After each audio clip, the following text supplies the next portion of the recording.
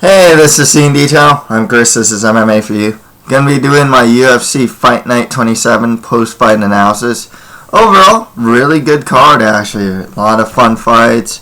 A lot of a good amount of prospects and up-and-comers really made themselves noticed. Gastelum, Thatch, Dos Anjos now moved up.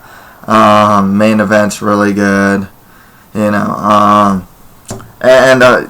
weren't too many dud fights, to be perfectly honest with you. I generally liked most of the fights on the card. I didn't think any of them were just total stinkers or anything, personally.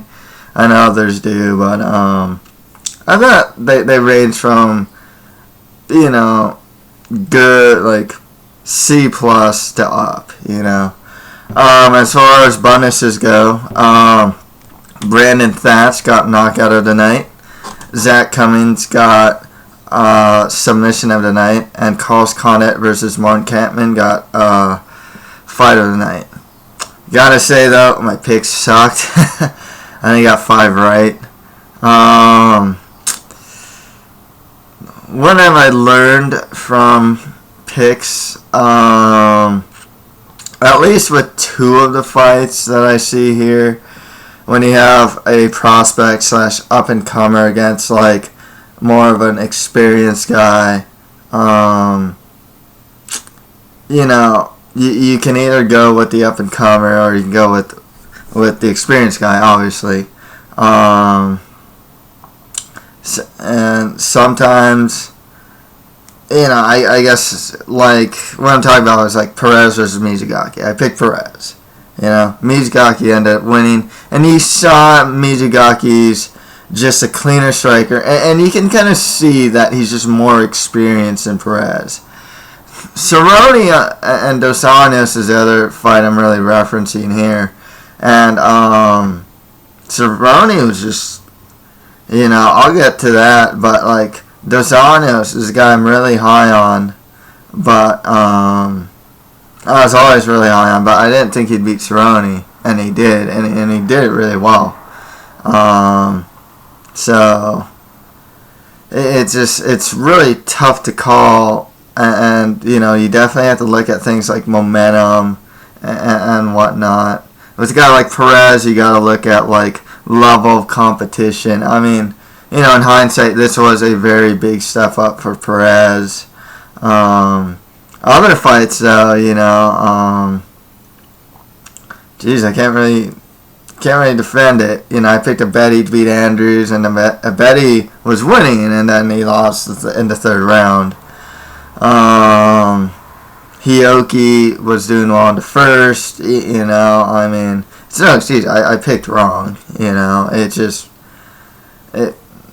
I guess some things are just really hard to call. I don't really have any other explanation. Moving forward, and how to pick guys. But, let's get started. Carlos Condit beat Martin Kampmann by TKO in the 4th round. Tough early going for Carlos Condit. He got taken down pretty easily in the 1st round by Carlos Condit. And then, after that, he showed improved takedown defense, great variety in his striking, and even when he was taken down in that 1st round, the guy does not stop working. Sweeps, leg lock threats, submissions off his back. It's all there with Condit. Always a really fun fighter, guy looking for finishes. One thing that's interesting about Condit is 5 rounds definitely favor Carlos Condit. He can really get loose. And, one thing about this fight, too, and you see also with the Hendricks fight, is, people still hold the Nick Diaz fight against Condit, that he ran away all the time. And, they just hold it against him. There was actually an interview where Kampmann said he can run, but he can't hide. It's Dude, he only did that once in his career, and then his next fights after the Diaz fight, the GSP fight was a good fight, and he head kicked, especially with that head kick in the third, and it's GSP. Fun fight. Hendricks versus Condit was like a fight of the year. That was a really good fight. And this fight was a really good fight. I mean, they're all really entertaining fights. You know, I think the statute of limitation to holding Carlos Condit against him for the Diaz fight has pretty much passed. You know, I mean, the guy has proven that he, in general, is an action fighter. And there's the camp that actually likes the Diaz versus Condit fight. I didn't think it was that bad, to be honest with you. You know, there's a lot of fights for Condit too. I heard some people mention Matt Brown, a little too high up the ladder for Matt Brown, but I think as far as a fun fight would be concerned, that'd be hella fun. Roy McDonald rematch. That would make a lot of sense. Roy doesn't have an opponent at this time. He's coming off a big win over Jake Ellenberger, so that'd be good.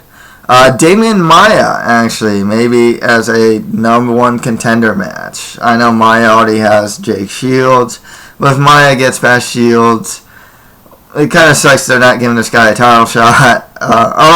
Who knows? Maybe they'll give him a title shot after he beats Jake Shields. You know, let's go with like a Robbie Lawler, Carlos Condit, if you wanted to do that. I think Lawler and Roy McDonald are fighting, though. Who else? I guess you can go with someone like maybe a Safadine, but I think Condit's just a little too high up the ladder at this point, and Safadine really needs his first fight in the UFC. So, but there are good fights for Carlos Condit. Kampmann, you know, one thing I'm starting to notice, the guy is getting a bit chinny. He's still a very good fighter, and a very underrated grappler. His stand-up offense is technically sound. His stand-up defense is bad. I don't know how else to say. The guy he just tends to get hit a lot in the stand-up. You know, give him maybe a Safadine next, or the loser of Maya Shields. If you want to give Matt Brown that step up, Kampmann wouldn't be too bad, even though he's coming off a loss. Because Kampmann's firmly entrenched in the top 10. You know, he's a good fighter, nonetheless. At this point, though, you know, any title aspirations for Kampmann have kind of been long gone, but this fight kind of really sealed it. Condit, though, you know, I wouldn't mind seeing him get another crack at GSP. He's just a fun fighter. I really like the guy. Fan favorite and whatnot. Next, right after that, Rafael Dos Anjos beat Donald Cerrone by unanimous decision. Great performance from Dos Anjos, man. I'm really high on this guy. He really went at it. You know, Cerrone's a notorious slow starter. He went at it in the first round. Cerrone didn't even see the punch that knocked him down, you know. Good ground and pound with the elbows in that round. The only concerning thing with Dos Anjos was he was cruising in the third round. I also thought Brad Tavares was cruising too much in the third round. Kind of hate it when guys cruise like that. But, you know, he got the win nonetheless. Cerrone, you know, you gotta say, fun action fighter, kind of like a high-level gatekeeper at this point. You know, you can give him some fun fights. Any title aspirations are gone. But, you know, maybe you give him like, let's see, Cerrone, guy coming off a loss. At this point, maybe give him that Jamie Varner fight again. You know, go with that Jamie Varner fight. I'm just trying to think. You can still give him guys around the top 10 if you want. Like the loser of like Habib Nurmagomedov versus like Pat Healy. Wouldn't be bad. You know, I'm thinking more like fun action fights for him. I mean, I know there's guys like Lozon He's kind of off a loss, but I think Cerrone's kind of high up the ladder. A lot of people are saying it too with Cerrone. He wasn't like told. I mean, credit to Dos Anjos, man. The guy, great game plan in his face, mixed in takedowns, hit his body. It looks like Cerrone might be a little weak to the body too. Great stuff from Dos Anjos, man. He firmly entrenched himself finally in the top 10. Like, this is a guy that, like, he came for 2 losses in the UFC, pick up a win streak, get a loss. Pick up a win streak, lose, It's like, man, is this guy ever really going to break into the top 10 and live up to his potential? And it's like, finally did. He beat that top 10 guy, and Donald Cerrone. With Dos Anjos, TJ Grant Dos Anjos for number 1 contender actually wouldn't be a bad fight. Stylistically, it'd be a fun fight. Both guys are coming off really good win streaks as well. Another fight for Dos Anjos, the winner of Khabib Nurmagomedov versus Pat Healy wouldn't be too bad. Oh, a good fight for Cerrone would be like Jim Miller. That'd be a good one. I think that'd be a great one, actually. Didn't think about that one. Didn't think about that one. Dos Anjos versus, who else is on the top 10? I know there's like Maynard, Grant, Pettis, Cerrone. I guess those 2 fights work for him. But back to Cerrone. I don't know what it is, One thing my brother mentioned is like, you look like a guy that kind of, he said he doesn't watch tape of his opponent. That's fine. Sometimes, a lot of times the coaches will watch tape, but it looks like no one watched tape, And like, he looked like a guy that was just kind of fighting by the seat of his pants, Whatever happens, happens. I'll just go out there and fight, That's kind of what happened. It didn't look like he game planned really well against Dos Anjos, which is crazy considering that Greg Jackson is in his corner and he's a master of game plans. But he just looked off. I gotta wonder if the wear and tear on his body is really starting to show at this point as well. And once again, though, I can't discredit Dos Anjos. He just looks really good. And he's been looking stellar. Mixing in his striking. His striking's improving, but he's mixing in his takedowns with his striking really well these days. His cardio's a little better these days as well. And, he's just really pushing forward a lot of times, getting in guys' faces, and just showing to be a really good fighter. Good takedown defense from the guy as well. So, just a really good, well-rounded fighter. Next fight after that, Kelvin Gastelum beat Brian Melanson by rear naked choke in the first round. Okay, I gotta say it. I'm on the Gastelum hype train, man. Please welcome me aboard because I didn't think much of him as a prospect. Gonna be perfectly honest. Tough winners.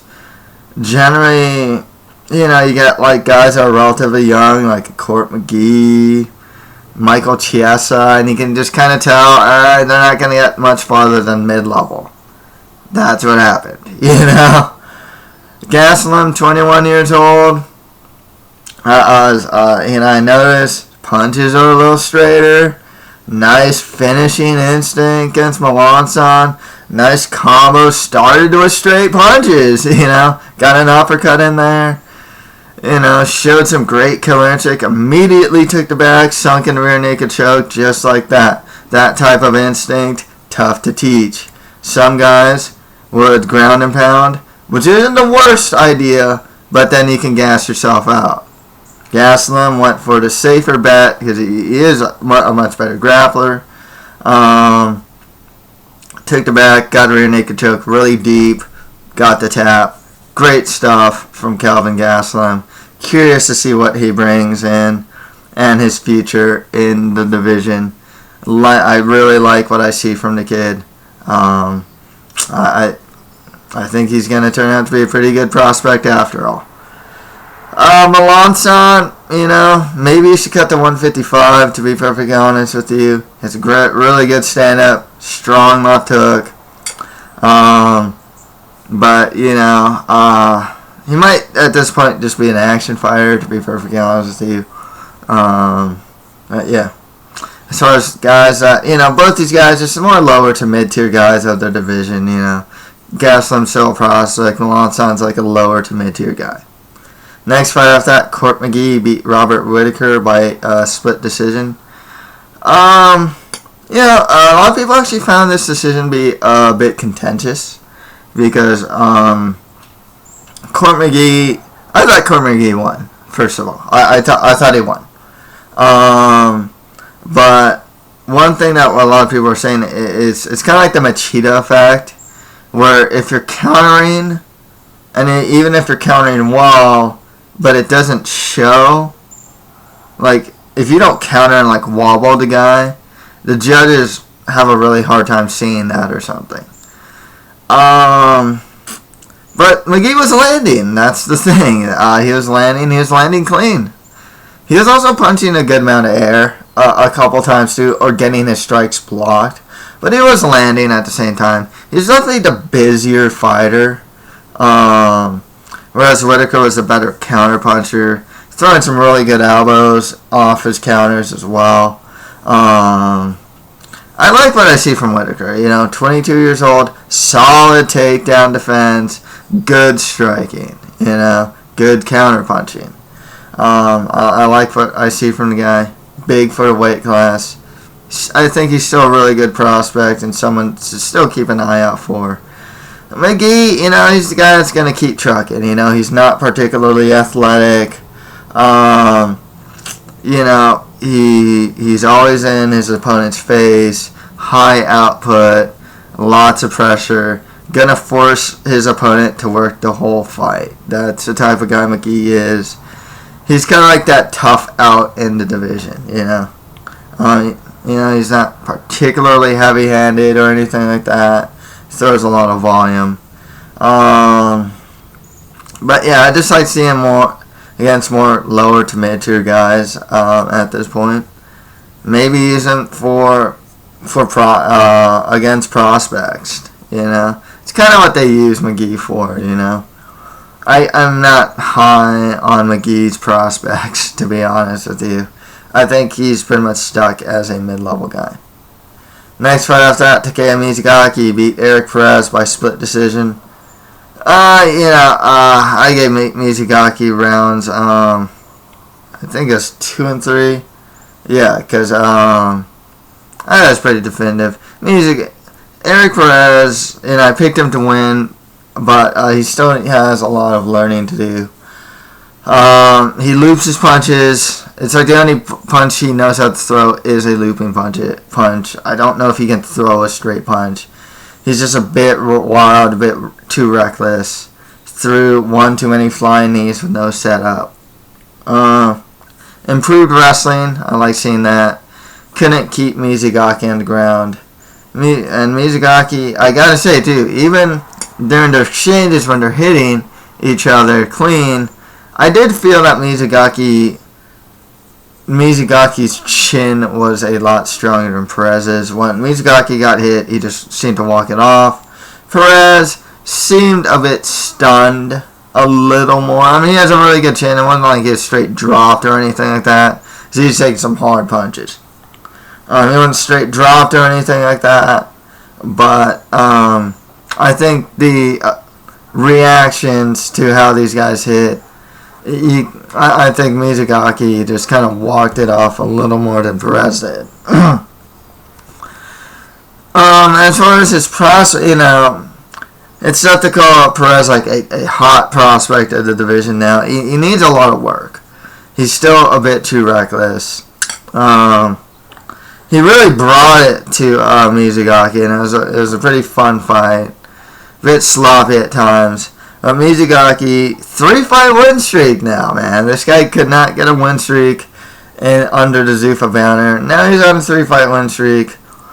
Underrated grappler, solid stand-up, good chin, tough to finish guy. With a 3-fight win streak, I guess you can give him a top 10 guy again. Even though he's coming off a loss, I wouldn't mind seeing like Uriel Contra, Mizugaki. If you want guys coming off a win, I wouldn't say like Michael McDonald or anything like that. But maybe the winner of like Dillashaw, a Sun Chow or something like that. I think that'd be a good fight for Mizugaki. But Derek Perez, I would say more lower to mid-tier guys of this division. However, he's kind of shown that he can consistently beat the lower tier guys. The Bloodworths, the Ken Stones, and guys like that. Don't give him guys like that. Give him a little higher stuff up in competition from that. His next fight out, Next fight out that, Brad Tavares beat Robert McDaniel by unanimous decision. Tavares definitely did enough, beat McDaniel in the stand-up. Even when he did get taken down, McDaniel couldn't really do much with it. And Tavares shown to be kind of hard to take down. I think they clashed heads the first time McDaniel took him down as well. Tavares, in my opinion, it wasn't his greatest performance. I think it hurt. I think it is showing that he does need to work on his finishing ability. However, because he should have been able to finish Bubba McDaniel. There are guys like Tom Watson, Ricky Fukuda, Dong Yang that actually, if you look at the resumes, are pretty tough to finish. Can't fault him for that. But at this point, he probably should be finishing, and he did wobble McDaniel a couple times in the fight. I like Tavares as he's more of an inside fighter. You don't see a lot of those guys. He did slip. He'll attack with kicks from the outside. He'll slip punches and go on the inside and attack from the inside when he can. And a solid takedown defense if you take him down. He is pretty good at getting back to his feet when he's taken down. Kind of cruise in that last round though. This guy's like 5-1, 6-1 in the UFC with the only loss being to Aaron Simpson, and a very contentious loss. Definitely need to step up in competition, If you want to give him the winner of Philippou versus Francis Kampmann, I think that'd be fitting.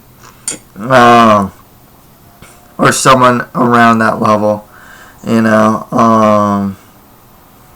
you want to go with like Tavares versus Talis Leites or something, wouldn't be the worst fight.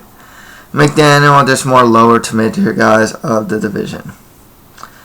On the prelims, Dylan Andrews beat Pape Betty by TKO in the third round.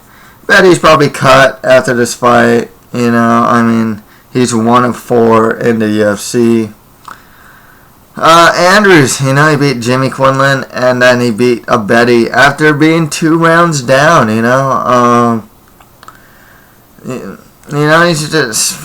He's just a guy, very game fighter.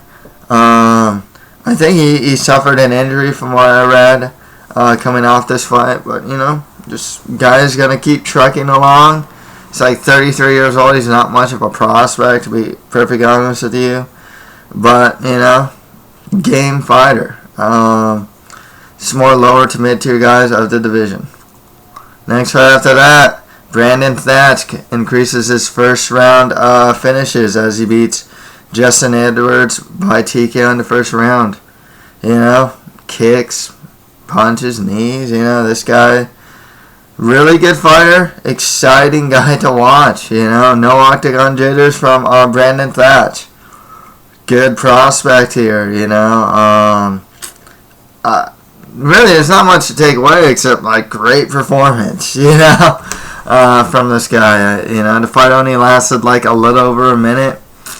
Beat up Edwards pretty easily. Did it with ease. Got a bonus for it. What can you say? He's just a prospect to watch out for. Just give him some more lower to mid-tier guys. See what happens with him. Edwards, he's this guy. Win one, lose one, maybe win two, lose one. It's not much.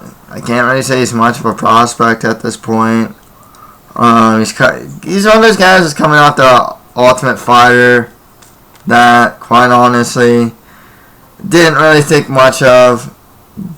I don't really think he's gonna have a long UFC career, to be perfectly honest with you. But if he sticks around, just more lower to mid-tier guys for him. Next fight after that, Darren Elkins beat Hachioki by unanimous decision. Yoki got the first round.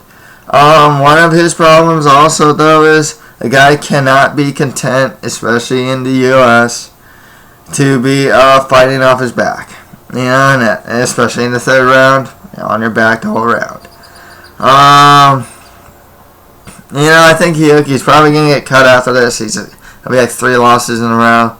Something of a bust, Same with like Papi Abedi. It's kind of a bust.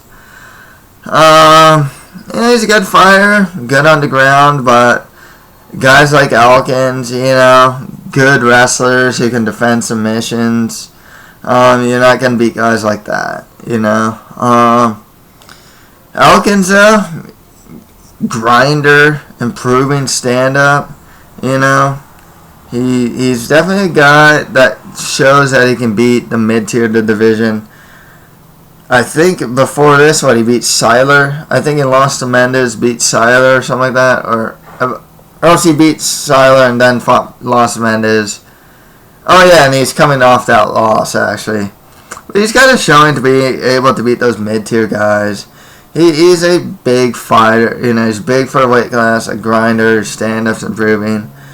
I'd actually kind of like to see him get like the winner of Eric Koch versus Dustin Poirier.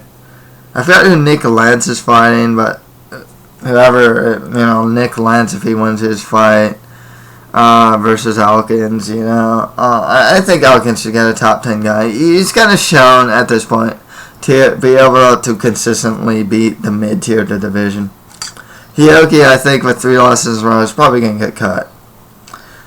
Next fight after that, Jason High beat James Head by Armin Guillotine in the first round. Good win for High. He needed this win, man, I like the guy. He hasn't won in the UFC yet. Good win, what can I say?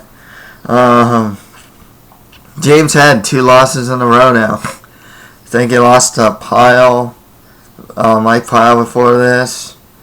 And now he lost to High. I don't really know his future prospects in the division at this point, if he's going to get cut or not. He's a good fighter, like I said, good wrestler, good boxing, big for the weight class, but don't know if they'll keep him or not. But with Jason High, tough first fight back in the UFC, getting Eric Silva of all guys in Brazil. But he needs to fight. Jason High needs to fight more guys around like James Head's level. Just more lower to mid-tier guys of the division. He's a good wrestler with good submission skills.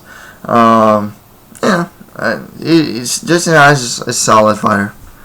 On the Facebook prelims, Zach Cummins beat I would say Cummins for some reason, but it's Cummings.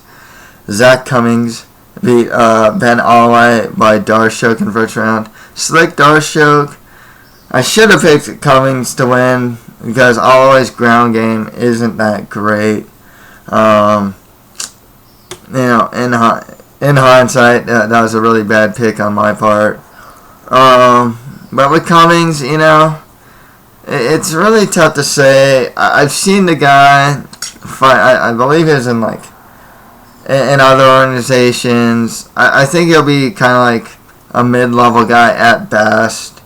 I just can't see him stay around the UFC for too long. I've seen him outside the UFC. He doesn't, even outside the UFC, he wins some, he loses some. So, we'll see what happens with him. He's just got more lower to mid-tier guys at this point. With Holloway, I think he lost to Ryan LaFleur in his last fight, and just lost to Cummings. He might get cut. if not just more lower to mid-tier guys of the division. Okay, and finally, this was a very contentious fight here as Roger Bowling and Abel Trujillo got a no contest from an unintentional illegal knee. Now, here's the problem with that. The ref originally said that it was intentional and was going to dock a point from Abel Trujillo. When the doctor came in and Roger Bowling was unfit to continue, the referee said that it was unintentional and therefore became a no contest. Terrible reffing right there. I don't know if it was intentional or not. It just kind of seemed like Trujillo, he got a legal knee at first to the chest and he aimed at the same spot. That's what it looked like to me, that he aimed at the same spot, and then Roger Bowling was not in that same position and got kneed in the face. And it was a blatant knee to the face, though. Still an illegal move. I think knees to the grounded opponent at this point should be legal. I don't think that's going to change, and because of that, you got to follow the rules. There's 3 rules in the UFC that changed. Knees to the grounded opponent. At least redefine grounded. Up kicks to downed opponent and 12 to 6 elbows. I think those should all be legal in MMA. There's a fight on World Series of Fighting. It was Jorge Santiago versus Gerald Harris. Harris, 3rd round, was on both knees. Kind of stalling. He knew he was in a position where he could get punched. It was like such a perfect position to get kneed. And because of illegal, it's kind of like, man, this is kind of cheap. The fact that like the guy could seriously just sit on his knees and kind of coast from there. I thought that was kind of crappy. At this point, I think knees to the grounded opponent should be fine. But like I said, terrible reffing here. Kind of kept these guys' jobs, to be honest. I don't think anyone's going to get cut after a no contest. I thought Roger Bowling, quite honestly, was winning the fight up until that point. And I thought it was anyone's fight, It was a very fun fight. Both guys were taking some stiff shots to the face. But yeah, bad reffing in this fight. Maybe go with the rematch. Maybe both guys just get more lower tier guys in their next fight out. Okay, so that's pretty much it for my UFC Fight Night 27 post-fight analysis. If you have any comments, just leave them below, and that's it for MMA for you. Thank you guys very much.